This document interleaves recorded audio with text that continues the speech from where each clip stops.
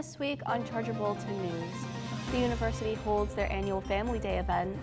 The Myatt Center for Diversity and Inclusion is teaming up with Pride to hold a flag-raising ceremony for the LGBTQ History Month and the official end of the Writers Guild of America strike, right here on Charger Bulletin News.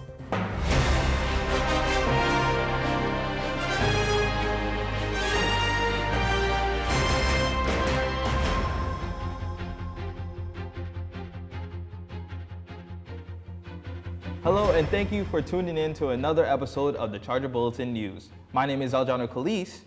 And I'm Presley Depew. Let's get this week started with the university favorite, our annual Family Day event.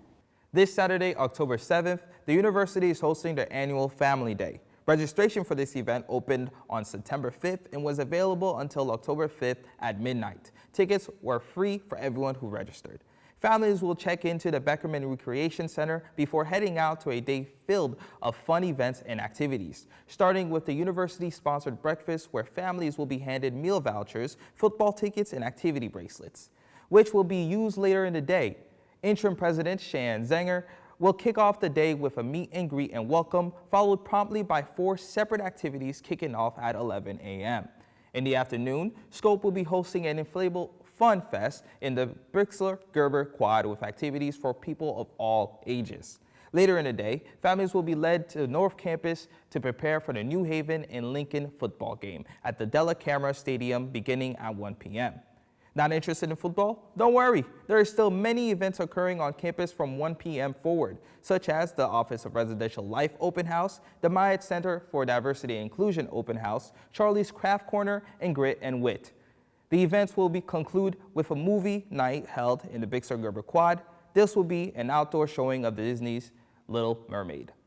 For additional information, reach out to CELO's office, and all events are first come, first served basis. Following Family Day on Sunday, October 8th, Scope will be hosting a trip for university students to attend Fright Haven, a yearly haunted house that takes place in Stratford, Connecticut. Fright Haven is open every Friday and Saturday night in October with more select days throughout the month. It features 2 main attractions. Their staple attraction is the Witching Hour, where participants will be led through the fascinating story of the missing Duncan family. Participants will experience what happened to the Duncan family on the night of their disappearance and will succumb to a similar fate if not careful. The other attraction, which was brand new during the 2022 shows, is Hotel X. Hotel Hex follows the story of journalist Wayne Allens, who, after investigating the rumors surrounding the hotel's premises, went missing, taking all of his findings with him. If you are interested in acting, Fright Haven has an acting tab on their main website, where you can apply to be a part of their team. You may also purchase tickets to go on your own on their website, which range from $25 for general admission and $60 for their front-of-the-line pass. After that scary story, let's head to Ashley Craig with the Charger Sport Report to hear some recent updates in the world of sports. What's new this week, Ashley?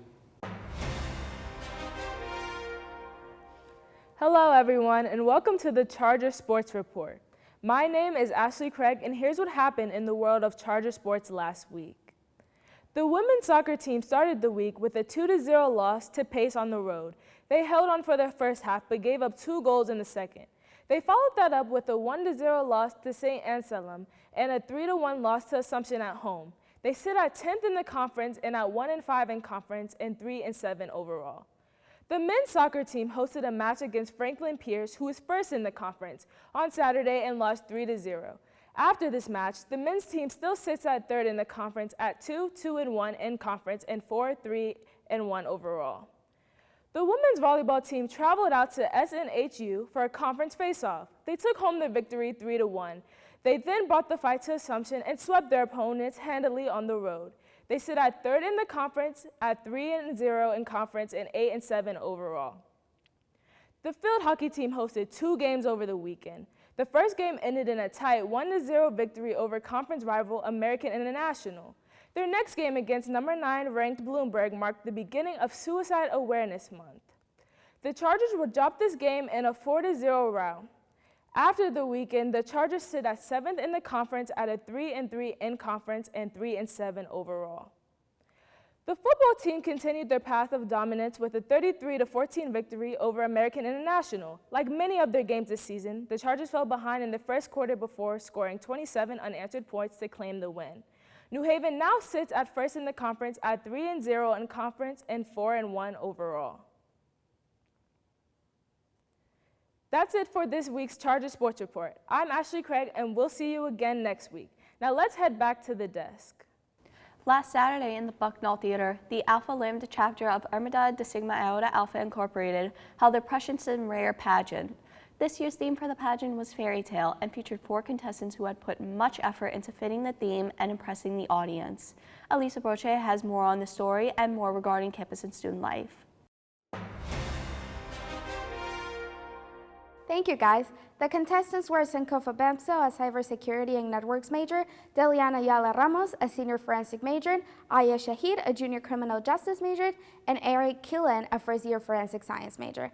Each contestant went through introductions, a talent portion, and a combination of best dress, and a questions and answers portion. For the talent portion, Benzo did a spoken word poetry reading Ayala Ramos, did the Bombea, which is a dance based in Puerto Rico. Shahid told a humorous and dramatic story of a family member's wedding, and Kilan sang Same Sky by the cast of Grease, Rise of the Pink Ladies. For the Q&A sessions, contestants wore their best gowns while answering questions ranging from when the CIA was founded on campus to personal questions such as what they would change about themselves. There were also intermission performances done by the Charger K-pop dance crew, Illuminate Dance Club, and members of SIA. Each contestant did a phenomenal job. At the end of the pageant, Aya Shahid was crowned the first place winner. In more campus news and open to all new and returning students, the university's counseling and psychological services continues to hold their therapy talk sessions. These events are held every Wednesday at 5 p.m. in the Alumni Lounge and Thursday at 6 p.m. in the Bergami Center, room 203, throughout the entire semester. Students are given a chance to de-stress while spending time with one of CAP's 3 therapy dogs, Baz, Sue, and Ace. For more information and attending, take a look at the CAP's page on Charger Connection. I'm Elisa Broche, and that's all this week for Student Life. Now we head to Amanda Thompson, who has information regarding the official end of the writer's strike and more in the entertainment world. Thanks, guys. Welcome to Entertainment. I'm Amanda Thompson, and let's get into this week's stories. As of last Wednesday, September 27th, the Writers Guild of America's strike has ended. On May 2nd of this year, the Guild petitioned to strike. The strike lasted a total of 21 weeks, or 148 days, and resulted in major studio productions, but not without reasoning. The writers succeeded in proposing a draft of new contracts that included increases to minimum wage and compensation, making improvements for length of employment, increasing the size of writing teams, and adding better residuals. The new contract is still waiting for ratification, but the Writers Guild has returned to work. Ed Sheeran is no longer dancing in the dark, as he has come into the light with another album titled Autumn Variations. Autumn Variations, released last Friday on September 29th, includes 14 songs that were inspired by the people in Sheeran's life. Some of the tracks are titled Magical, Plastic Bag, Midnight, and American Town. Sheeran has also dedicated a portion of his Autumn Variations sales to music education nonprofit Save the Music.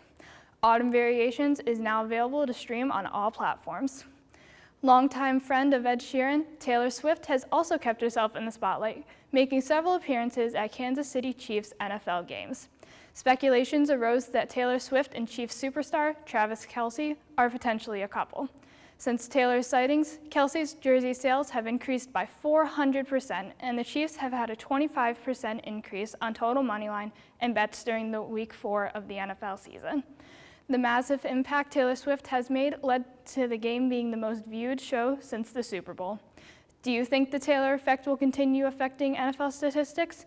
We'll have more on this story next week, so stay tuned to learn more. That's all for this week. Now, for those of you who are interested in more local news, let's head back to the desk for information on All Nations Day, an event taking place this weekend in West Haven. Back to you guys at the desk. All Nations Day, an event presented by Arts West Connecticut, will take place on Saturday, October 7th between 2 and 7 p.m. at the Music Back Then Performance Theater right here in West Haven. All Nations Day, with the mission of allowing the community a space to represent their history and tradition, while also learning more about their neighbors, will feature a multitude of cultural displays and performances. The event is open to, quote, individuals, families, businesses, and groups of all faith, races, cultures, and countries of origin. This will mark West Haven's first ever All Nations Day. On Monday, October 2nd, Pride and the Myatt Center hosted their annual LGBTQ History Month flag raising in the Maxi Quad outside of the library. Sam Ortiz, the new director for the Myatt Center, gave opening remarks, saying that we need to create more physical representation for all underrepresented groups. Barbara Lawrence, Vice President of DEIAB, offered up a moment of silence for the sacrifices and bravery exhibited by previous generations of the LGBTQ community who had less freedom than they do today. As a member of the community herself, Lawrence said that, quote, I want to celebrate life. I want us to acknowledge the challenges and the struggles that we all continue to go through, and I ask that you're able to participate in the light and the love and the shine that we have, end quote. AJ Stack, Secretary of Pride, spoke to the trans community, saying, quote, to my trans siblings, I want you to remember, you are powerful, you are loved, and you are seen. Be who you are, despite the world being against us. Continue to grow and prosper, end quote. Pride President Destiny Ray also gave her remarks before Ortiz closed out the ceremony, leading the way to the progressive Pride flag to be raised by Ray and Stack. This is just the start of a month filled with events, ranging from celebrations to keynote speakers to informative conversations. For the full calendar, check out New Haven Pride on Instagram. That's all the time we have for this week. You can check out the latest Charger Bulletin newspaper on chargerbulletin.com or in newsstands around campus. Stay up to date by following us on social media at Charger Bulletin. Check out our link tree for access to the Horseshoe magazine. Thank you for joining us. My name is Aljano Kalish. And I'm Presley Depew. See you next week on another episode of Charger Bulletin News.